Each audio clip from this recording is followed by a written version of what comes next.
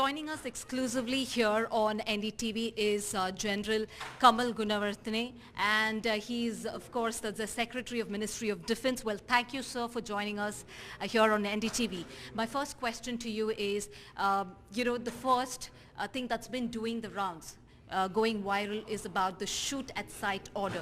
What would you like to clarify on that? Is that an order which you all have given? Actually, people who are violating the curfew, they are Sri Lankans.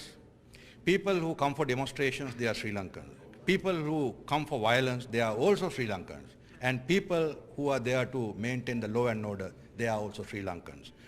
We being Sri Lankans and we being a disciplined force, we don't want to fire at our own people, especially not at sight.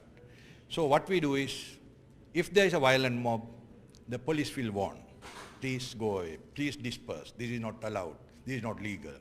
And if they don't listen, then police will fire a few warning shots to the sky. Even with that, if they are not satisfied, then they will open fire, 1 or 2 policemen to below the knee. So that is how they do it. That is how they do it. And if it is still violent and out of control, then they will call for the army. Till when will this continue? I mean, till when will you all go on to protect Mr. Mahinda Rajapaksa, where we see even the army, everybody's been involved in it? Former President and former Prime Minister Mahinda Rajapaksa is a well-respected leader. Just because some people who have joined this protest are against him, that does not mean that he should not be protected. By the Constitution of Sri Lanka, any former president will be protected by a security contingent until his death, right? So that will be provided for him. With respect to the citizens of Sri Lanka, how do you, differentiate between whether they are just civilians or citizens or hooligans? How do you differentiate at that point in time? Actually, our police is very much capable enough to understand whether he is an innocent civilian or a hooligan.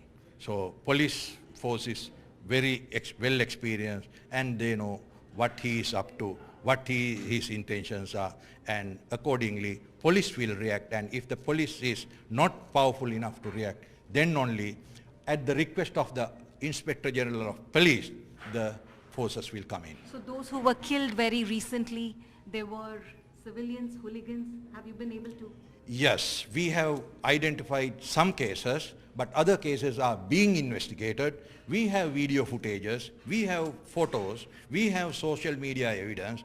Everything will be analyzed by the authorities, and the hooligans and the murderers will be taken into task, and they will be tried in courts. The recent incident of the anti-government, pro-government, will the action be initiated against those pro-government supporters who launched that attack? Yes. Already the Attorney General of Sri Lanka has issued instructions for the Inspector General to start the inquiry. Right. It is proceeding. But only thing, it has to be a fully fledged inquiry, and almost all the police officers are engaged with the present situation. But we have started the investigation, and the moment the current situation is stabilized, it will be a fully fledged inquiry. Well, thank you very much. Thank you so much for that. In fact, General telling us that yes, situation of course is under control.